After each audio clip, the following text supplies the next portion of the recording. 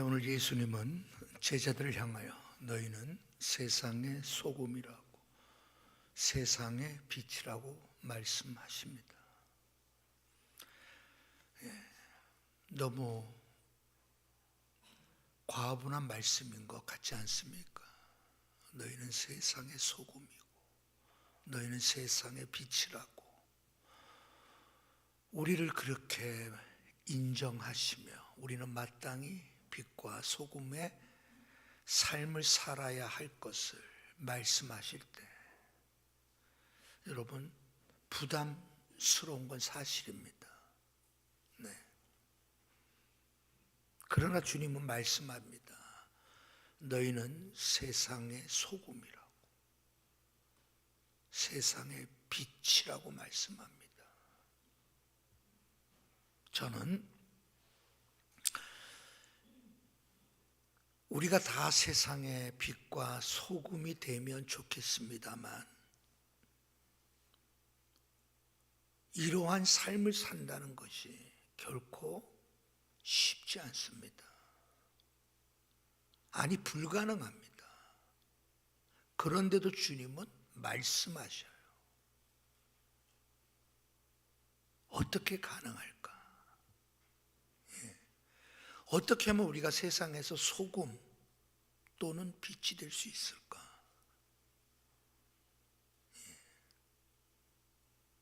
그것의 답은 주님과 사랑에 빠지는 것밖에 없습니다. 주님과 사랑에 빠져들 때 비로소 그때 가능한 일이지. 인간의 노력과 인간의 어떤 훈련을 통해서 일이 이루어질 수 없습니다.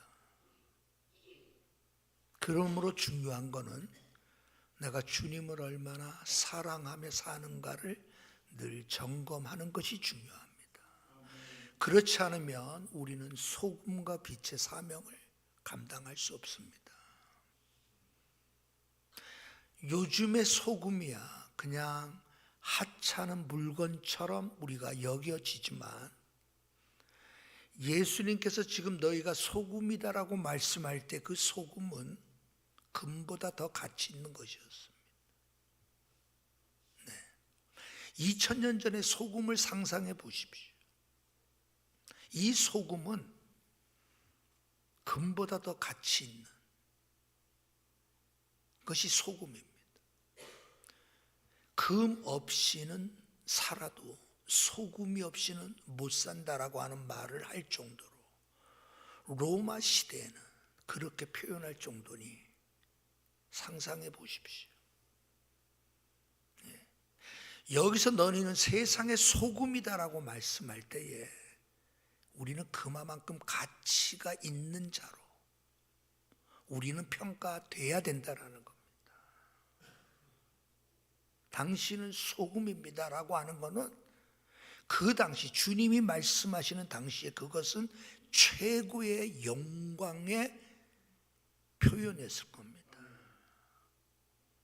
요즘에 뭐 소금하면 우리가 짠돌이 이런 느낌을 가져서 그렇지 예수님 당시 소금이라고 하는 것은 엄청 귀하고 가치 있는 거였습니다. 당시에 소금을 얼마만큼 가지고 있느냐가 그 사람의 능력을 보여주는 어떠한 척도가 된 게 소금입니다. 더군다나 팔레스틴 지역은 소금이 정말 귀할 수밖에 없죠. 왜? 물건이 금방 쉽게 상하기 때문에 소금으로 절여지지 아니한 물건들은 음식들은 이내 상해서 못 먹어버리잖아요. 소금이 그만큼 중요하고 가치 있었던 시대예요. 여러분 미국 남북 전쟁이 소금 때문에 일어났다는 것은 여러분 잘 모르실 겁니다. 우리가 잘 아는 소금 전쟁 하면 1600년대에 일어난 전쟁을 말해요. 독일과 오스트리아와의 전쟁입니다. 소금 때문에 전쟁이 일어났어요. 그러니까 여러분 보세요. 얼마 전만 해도 몇백 년 전만 해도 소금은 어마어마하게 귀한 거예요. 예? 그래서 소금 때문에 여러분 전쟁을 할 정도 되니, 여러분들이 이제 유럽 여행 이렇게 가면 반드시 들리는 곳 가운데 하나가 모차르트의 고향 잘스부르크라는 곳에 이렇게 오스트리아로 이렇게 가게 됩니다. 예. 제가 왜 이 말씀드리는가 하면 바로 잘스라고 하는 건 소금이라는 뜻이에요. 부르크, 이거는 성이라는 뜻입니다. 그러니까 잘스부르크라고 하는 그곳은 소금 광산이 있는 곳이에요. 그러니 여러분 눈독을 들이죠. 독일의 황제가 눈독을 들이고 오스트리아 황제가 이를 막아내려고 하고, 그러다가 싸움이 벌어지고 전쟁이 벌어지고. 그러니까 소금의 가치가 얼마나 중요하냐는 거예요. 주님은 우리에게 너희는 소금이라고 말씀하는 거예요. 쉽게 얘기해서 여러분 없으면 못 산다는 거예요.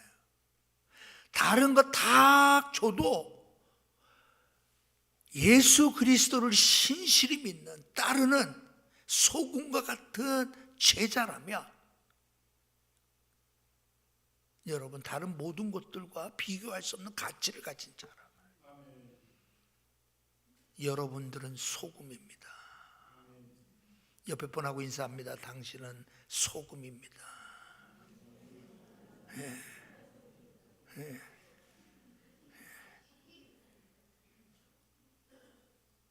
그만큼 가치가 있어야 된다. 가치가 있어야 된다. 그러면서 여러분 너희는 세상의 빛이라고 말씀해요. 아니 여러분 너무 황송하잖아. 아유 정말 빛이 되고 싶은데, 그죠? 여러분 우리가 발광체가 아니죠. 쉽게 얘기해서 우리 자신이 한만 여러분 우리가 도덕을 쌓고 윤리를 배우고 우리가 한만 산에 들어가서 여러분 돌을 닦는다고 해서 우리가 빛을 비추는 발광체가 될 수는 없어요. 우리는 다 죄인이에요. 톡 건드리면 죄의 그 모습들이 여전히 팍팍 드러나는 게 우리의 죄죠. 다만 나는 세상의 빛이라라고 주님이 말씀하셨던 그 주님 때문에 우리가 세상의 빛이 되는 거예요. 주님은 세상의 빛이라고 선포하셨어요. 우리는 주님을 믿기 때문에, 우리는 그리스도 안에 있기 때문에 여러분 우리는 그분이 비춰주시는, 그분에게서 빛나는 빛이 우리를 통하여 드러날 뿐인 거예요. 우리는 소금과 빛이라는 거예요. 가치 있고 빛을 내는 존재, 그게 바로 그리스도인이라는 거잖아요. 여러분 예수를 믿는다는 것은 결국 뭐예요? 그만큼 여러분 부패한 것, 썩어지는 것, 타락한 것, 그곳에 소금으로서 썩어짐을 막아내고 타락을 막아내고, 그렇죠? 우리는 그 사명이 우리에게 있다라는 거잖아요.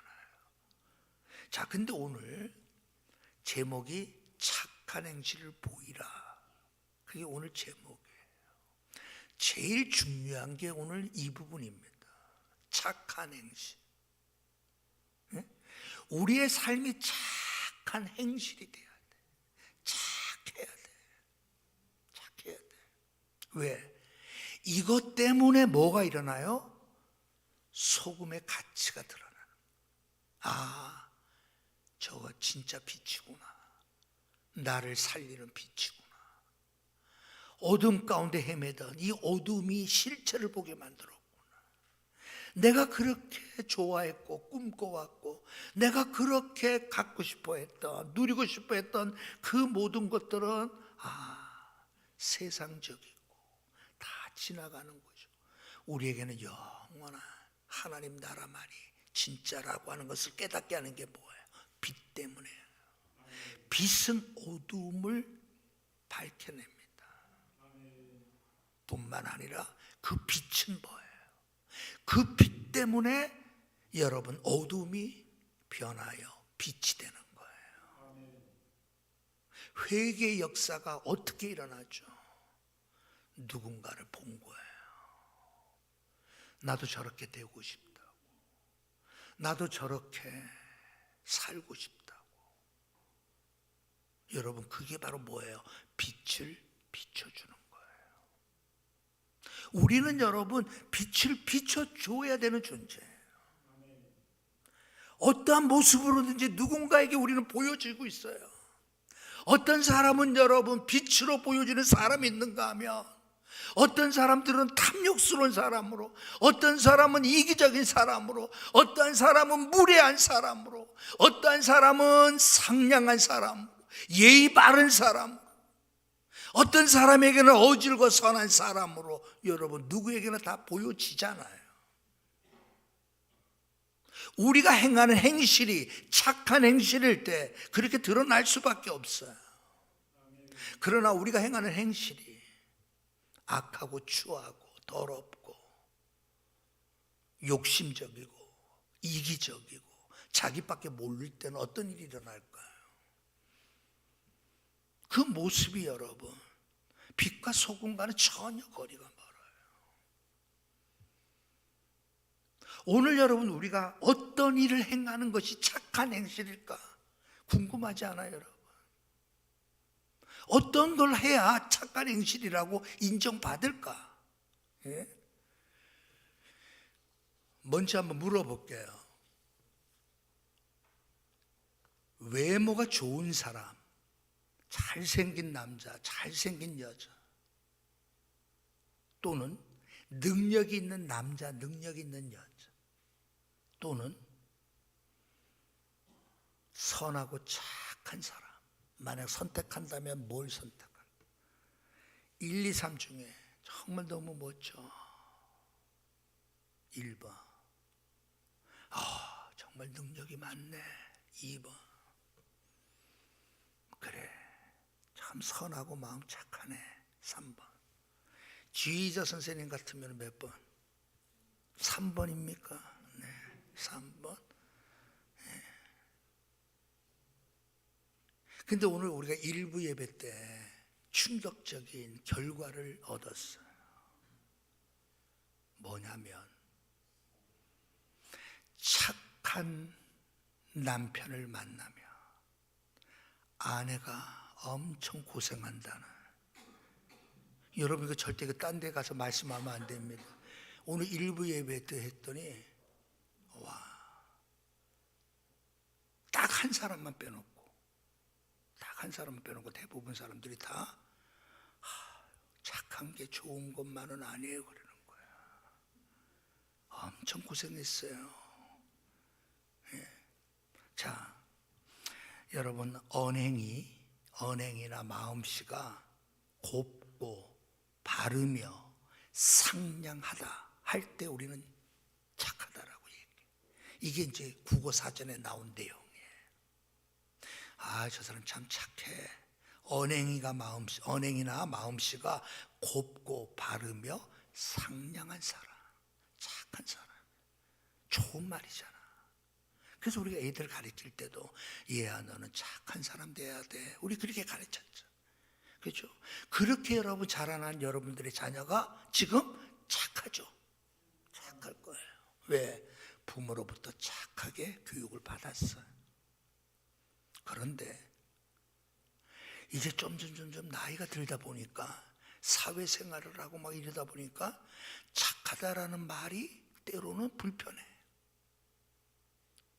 착하다라는 그 말이 칭찬만이 아닌 것 같아. 착하다라고 하는 말이 어쩌보면 손해보는, 마음이 약해 손해보는 멍청이 같은 느낌이 들 때가 있어. 착하다는 말이 이리저리 끌려다니며 이용만 당하는 멍청한 사람처럼 보일 때가 있어. 느껴질 때가 있어. 답답하고 눈치가 없는 바보처럼 느껴질 때가 있다라고 얘기하더라고. 이게 직장 다니는 사람들이 착하다는 말만 들어서는 안 된다, 이제 그 얘기를 하더라고. 곰곰이 생각해 보니까 지금 사회가 여러분 착한 사람을 이용하려고 하지. 착한 사람을 여러분 써먹으려고 하지. 그 착한 사람에 대하여 인정하고, 그렇죠? 그 착한 사람을 높여주는 그러한 사회가 요즘 사회가 아닌 것 같아. 그래서 여러분 옛날에 이런 말도 하잖아요. 착하면 손해본다 라는 말을 그래서 한 것 같아. 아니 그렇다고 해서 여러분 우리 애들의 자녀들에게 야 착하면 손해보니까 너 악하게 살아, 나쁘게 살아야 돼, 너 손해보면 안 돼, 이렇게 가르칠 수는 없잖아. 그렇죠? 네? 세상 사람들의 생각하는 착함에 대한 이야기를 지금 하는 거예요. 우리는 악하게 살라고 가르칠 수가 없어. 우리는 세상 사람들이 이용하던, 세상 사람들이 볼 때 멍청하게 보이던, 우리는 그럼에도 불구하고 착하게 사는 것이 맞아. 우리는 착하게 살아야 돼.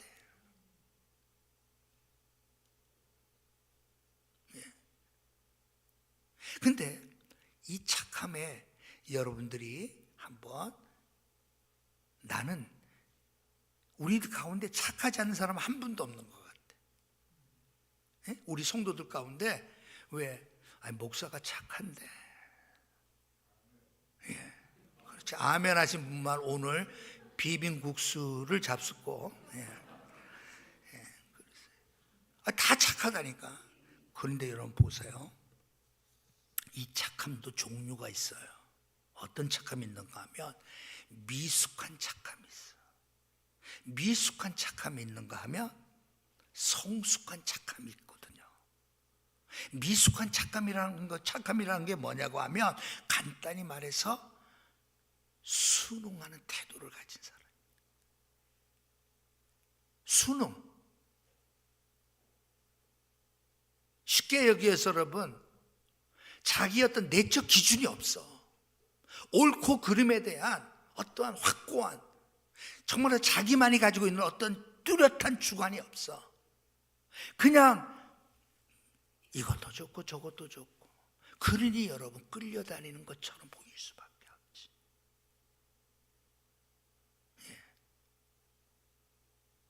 항상 본인보다는 타인의 눈치를 봐. 자기 주도적이 아니라는 거야. 언제나 수동적인 사람이 되는 거예요. 이게 여러분 어떤 거예요? 바로 미숙한 착함의 모양이에요. 우리는 이래서는 안 되잖아. 우리는 미숙한 착함이 아니라 성숙한 착함을 가지고 있어야 돼. 그럼 성숙한 착함이라고 하는 것은 뭘까? 물론 당연히 마음이 어질고 선하면 이건 당연한 겁니다. 그렇죠? 마음이 어질고 선해야 돼. 근데 중요한 게 있어요. 뭐냐? 독립적인 자아를 갖추고, 독립적인 자아를 갖고 있어야 돼. 쉽게 해서 여러분 남에게 막 끌려다니는, 이 말도 좋고 뭐 그런 거 같고 저 말도 뭐 아이고 그러나 보다, 아이고 예 하고 뭐, 이게 아니라 자신의 뚜렷함이 있다 이 말이에요. 쉽게 얘기하면. 그런데 그 뚜렷함이 뭐예요? 이기적인 것이 아닌, 타인에 대하여 공감할 줄 알고, 사람의 시선 때문이 아니라 자신의 내적 기준에 따라 옳고 그름을 구분하여 행동하는 것을 착한, 성숙한 착함이라고 이렇게 말한단 말이에요. 그렇죠? 그러면 멋이지 않겠어요? 네? 성숙한 착함은 여러분 뚜렷한 자기 뭐가 있어. 그래서 나는 이렇게 행동해 이 말이야. 왜 그렇게 당신은 퍼주기만 해. 그래도 늘 퍼주는 사람이 있어. 쉽게 얘기해서 늘 주는 걸 좋아하는 사람이 있어. 예? 늘 베풀기를 좋아하는 사람이 있어. 기준이 있어. 왜? 쉽게 얘기해서 주는 자가 받는 자보다 복되다고 하는 것을 믿기 때문에. 구제하는 손은 풍부해질 것이다라고 하나님이 약속하신 말씀이 믿기 때문에 가능한 나눠주려고 해요. 자기 기준이 있잖아. 어떤 사람은 여러분 한 번 들어가면 나올 줄 모르는 사람이 있어. 우리 교회는 그런 분이 안 계시니 다행이야. 예? 한 번 들어가면 나올 줄을 몰라. 그것도 보니까 여러분, 제가 이번에 목요일날 전달식하고 금요일날 막 목요일날부터 막 수요일부터 그랬나 막 나더라고. 막 코도 막 뻘개지면서 막 붓기 시작하고 막 본래 내 피부는 아주 좋은 피부인데 이상하더라. 굉장히 힘들었어요. 그러니까 내 나름대로 그래도 이렇게 해서 우리가 참 좋은 일을 우리가 한번 하자, 동창들이. 그래가지고 1억 2천을 만든다는 게 쉬운 게 아니잖아요. 그래서 이제 뭐 해서 이제 그게 아마 피곤해진 것 같아. 느낌 그거 외에는 뭐 피곤할 게 없지. 그렇게 해서 했어요. 그러니까 다들 좋아하지. 근데 여러분 내가 다 학교 다닐 때 그 학교 앞에 그 콩나물 비빔밥집이 있었거든요. 그때 300원이야 비빔밥이. 콩나물 비빔밥 한 번도 안 사준 친구도 있어. 내가 지금도 기억해. 요번에 한번 모금하자 했더니 지금 안 낼 끝까지 안 내려고 마지막에 10만 원, 30만 원, 기껏해야 30만 원 되더라. 근데 갈 때 차를 보니까 에쿠스 900이야. 번쩍번쩍해. 에쿠스 900. 또 어떤 친구 보니까 벤츠, 시꺼먼 벤츠, 번쩍번쩍한 벤츠 차고 쫙 가더라고. 얼마 냈다고? 10만 원. 30만 원이 끝이야. 아유, 학교 갈 때 다닐 때 300원짜리 밥 한 번 안 사준 친구가 근데 어떻게 해서 뭐 벤츠 타고 다닐 정도까지 됐는지 모르지만 저는 하나도 안 부러운 거야. 사모가 중풍 만나서 어렵게 정말 힘들게, 딸은 지체장애를 가지고 있어. 그 딸을 돌봐야 돼. 그 큰딸이 그냥 그냥 일해가지고, 그 전라도 시골 교회니까.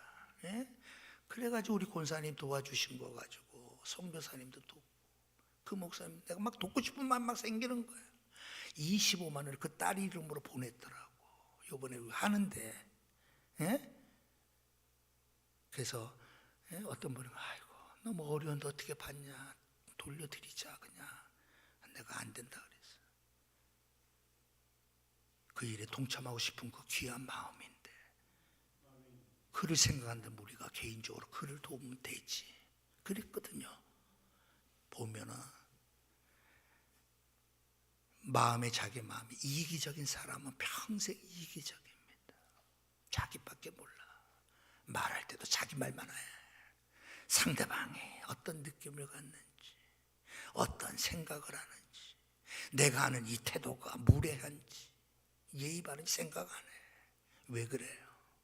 자기 안에 기준이 그렇게 돼 있어.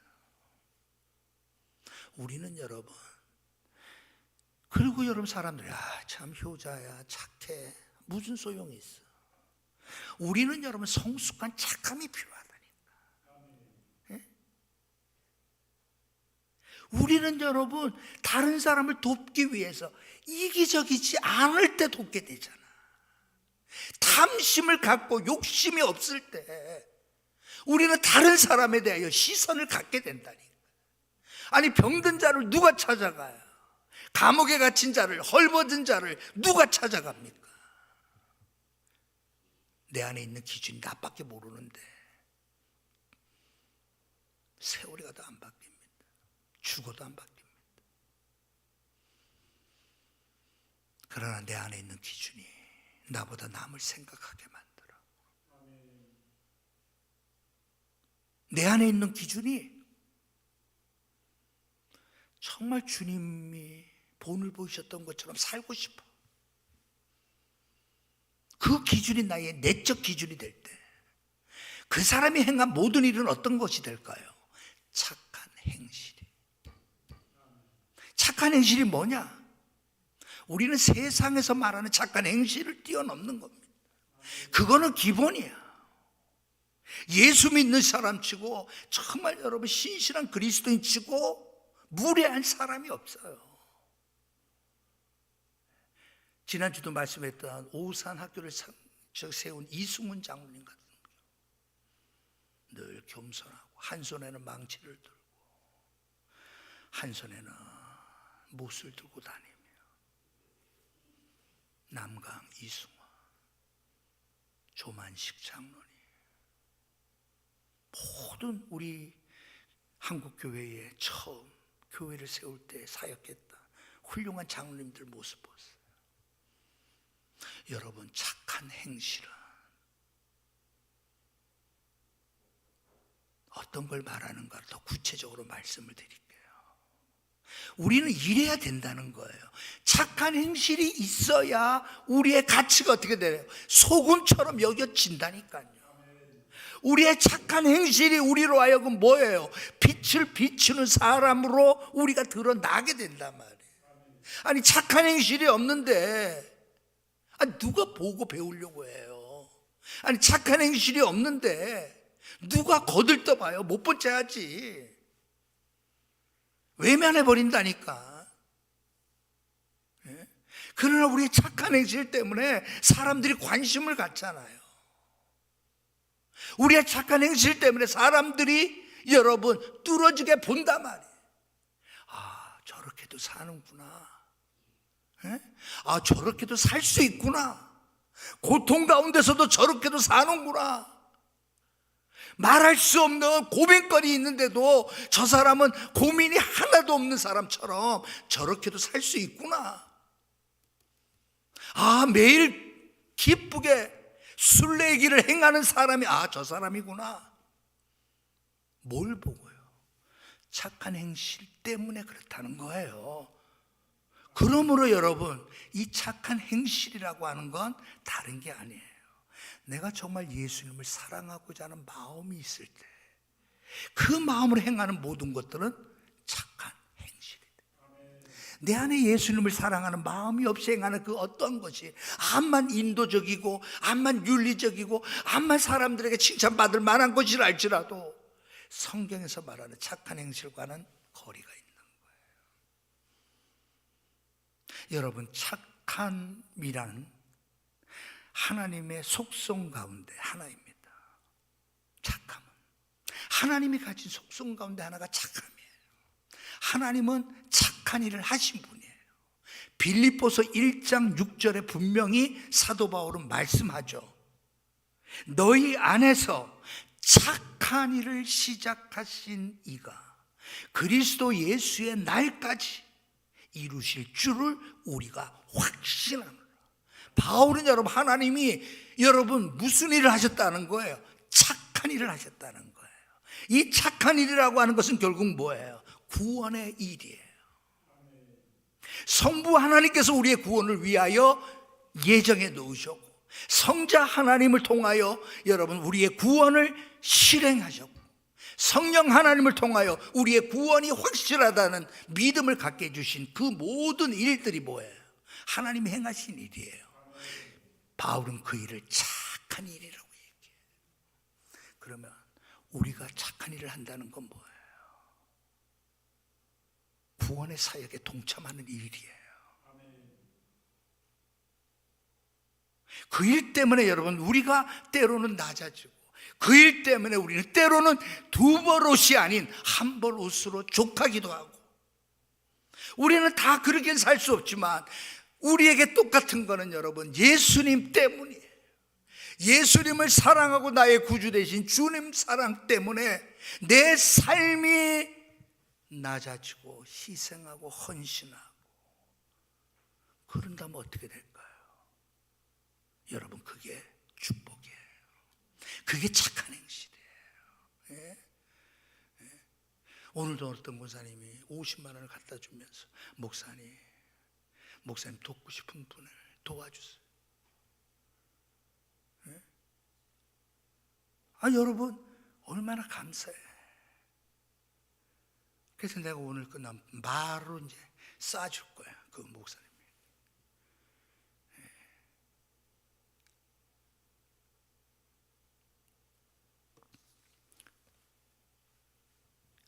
이번에 이제 그 모금하면서 그 우리 교단 안에서도 아주 유명한, 정말 구제 많이 하고 헐벗고 가엾은 자들을 잘 찾아오고, 정말 교회가 그 사역에 열심히, 대표적인 교회가 있어요. 예? 그게 옥수동에 있는 교회인데, 예? 그 교회가 그렇게 할 수 있었던 게, 목사님 선한 일, 착한 일을 하고 싶어 하시는데, 목사님 하고 싶은 일 다 할 수 있도록 하나님 제게 은혜를 주십시오. 예? 그러니까 시골에서 올라와서 갈 곳 없는 청년이, 교회 여러분, 그 조그만 방에서 목사님의 특별한 배려로 갈 곳이 없으니까 교회에서 기거하며 눈물로 기도하던 청년이 하나님이 은혜를 주셔서, 쉽게 얘기해서 어마어마한 대박을 터뜨린 사람이 있어. 이번에 만나서 얘기했더니 4,000곳을 돕는데, 4,000곳. 예? 헐벗고 굶주린 자들을 찾아다니는데 4,000곳을 한 교회가 맞다. 와. 근데 그것을 목사님 착한 일, 선한 일 하고 싶어 하시는 목사님인데, 목사님 할 수 있는 거 제가 돕도록 해주세요. 그게 기도 제목이었다는 거지, 옛날에. 그래서 이번에 아이고 목사님, 요즘도 보니까, 뉴스에 보니까 뭐 우유 배달, 도시락 배달, 뭐 배달, 쌀 배달, 뭐 연탄 배달, 엄청 요즘도 많이, 4,000곳을 한대. 4,000. 그 청년이 다 되는 거야. 목사님 선한 일 하는데 쓰시라.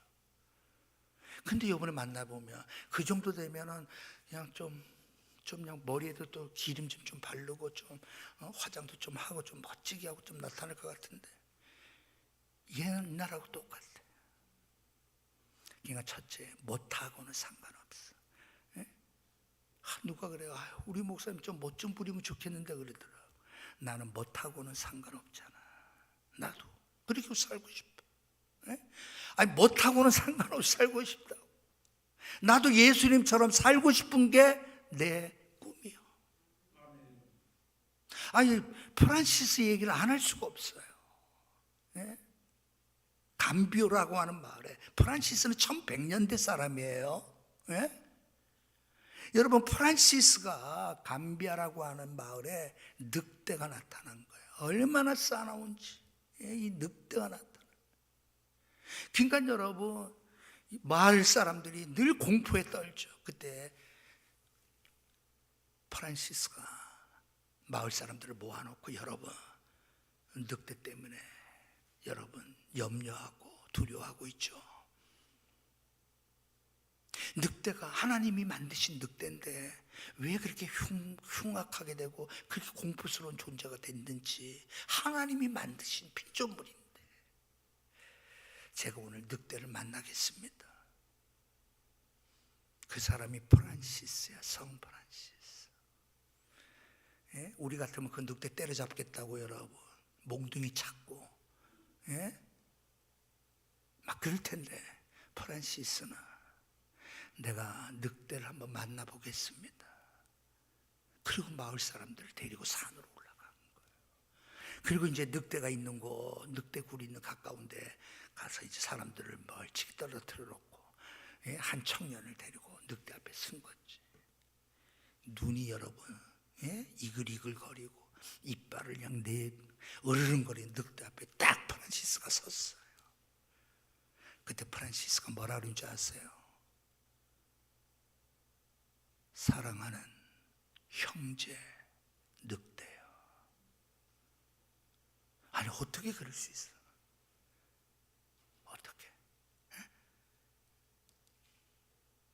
우리 유정자매 할 수 있겠어? 그렇게 뭐 안 되겠지. 근데 그렇게 했다니까. 그래가지고 여러분 늑대와 얘기를 해.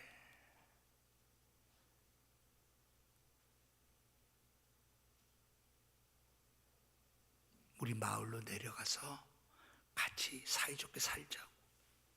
그러면서 손을 내미니까 늑대가 자기 발을, 앞발을 내밀어.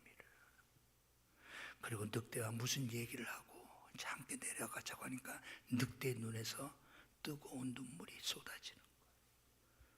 그리고 감벼라고 하는 마을로 내려가 늑대가 2년간 거기서 사이좋게 살다가 늑대가 이제 여러분 생명을 다해서 죽게 된 이야기가 있어요. 어떻게 가능해요? 예수님의 사랑 때문에 가능해요. 프란시스는 일평생 예수님처럼 살기를 원했어요.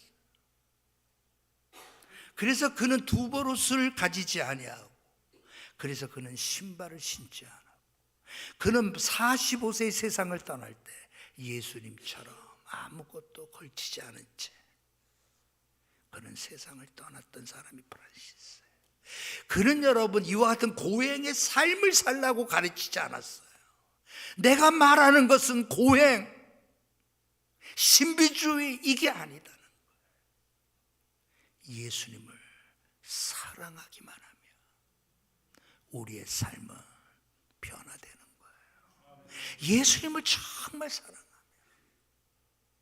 낮은 자를 찾아가고 병든 자를 찾아가고 헐벗고 굶주린 자에게 관심을 갖고 옥에 갇힌 자에게 따뜻한 마음을 두는 것은 지극히 당연하죠.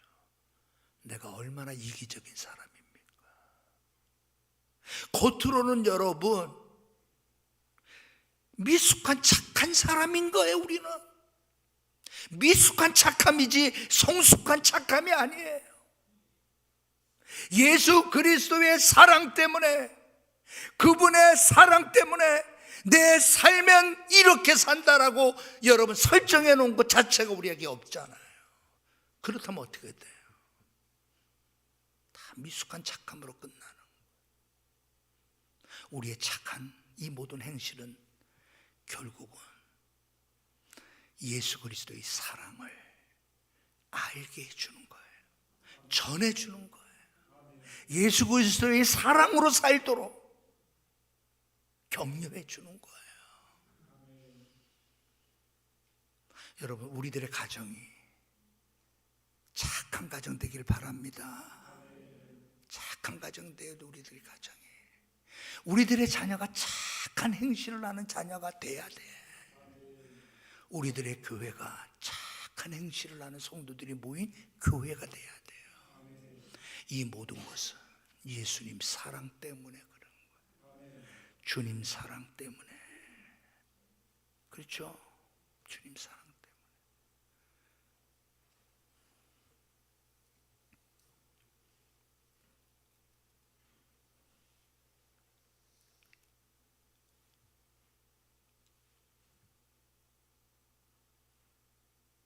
에베소서에서 사도 바울은 이렇게 말씀합니다.